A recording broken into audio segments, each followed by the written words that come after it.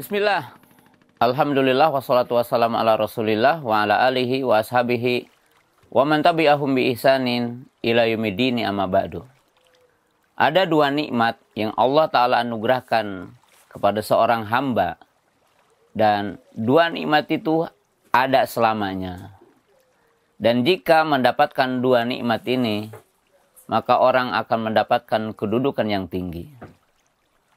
Dua nikmat ini tidak hanya dimiliki oleh orang yang memiliki kekuasaan atau harta yang banyak, tetapi hatta orang yang sedang sakit, orang yang sedang ditimpa musibah.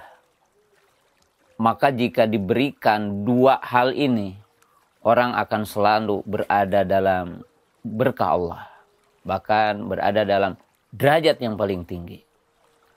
Oleh sebab itu, ketika turun surah At-Taubah, ketika Allah mengatakan, وَالَّذِينَ يَكْنِزُونَ الذَّهَبَ وَالْفِضَّةَ وَلَا يُنْفِقُونَهَا فِي سَبِيلِ اللَّهِ فَبَشِّرْهُمْ بِعَذَابٍ أَلِيمٍ.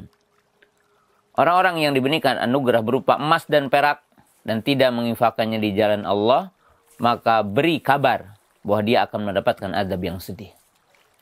Sejumlah para sahabat merasa takut dengan turun ayat ini. Mereka bertanya, "Ya Rasulullah, ayul amali khairun? Ayul mali khairun? Amal apa dan harta apa yang terbaik yang kami harus cari?" Faqala Nabi sallallahu alaihi wasallam, "Liyatakhid ahadukum qalban syakiran wa lisanan dzakiran wa zaujatan salihatan tu'inuhu ala amril akhirah." Beliau mengatakan, hendaklah ia mencari apa katanya yang dicari. Yang pertama adalah hati yang syukur kepada Allah, dan lisan yang senantiasa berzikir, dan yang ketiga disebutkan selain itu adalah istri yang solehah yang membantu ia untuk takwa kepada Allah, untuk urusan akhirat. Jadi kaum muslimin yang dimuliakan Allah Subhanahu wa taala, jika kita mendapatkan dua nikmat, yang pertama yaitu hati yang syukur, lisan yang zikir, maka selamanya kita berada dalam kebaikan. Hatta kita ketika dapat musibah. Orang yang sedang berbaring di rumah sakit, orang yang sedang sakit parah, mungkin orang menyangka orang ini sedang dapat satu perkara yang berat bagi dia. Ataupun mungkin orang mengatakan ini orang lagi apa. Ataupun bahkan mungkin ada orang sebagian menyangka dia sedang diazab Allah.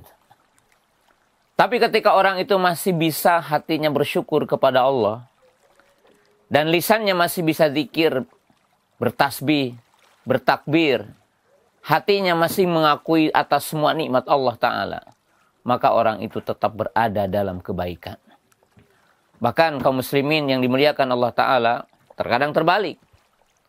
Orang-orang yang diberikan harta yang banyak, orang yang melimpah harta yang banyak, kekuasaan, tahta, bahkan kerajaan berada di tangannya, tapi dia tidak bisa bersyukur, dan lisannya tidak zikir kepada Allah, maka sungguh mereka berada di jurang api neraka.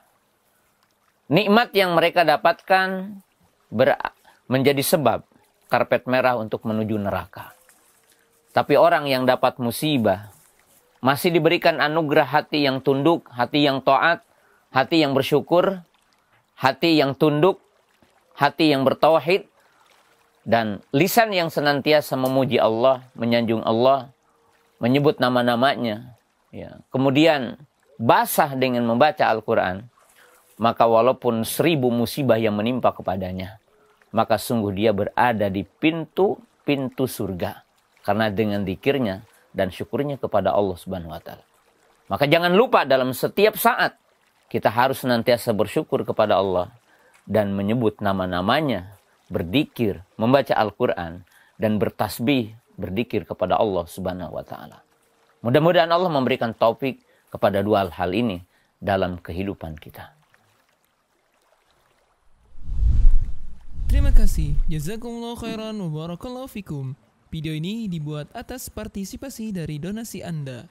Semoga menjadi amal jariah bagi Anda semuanya.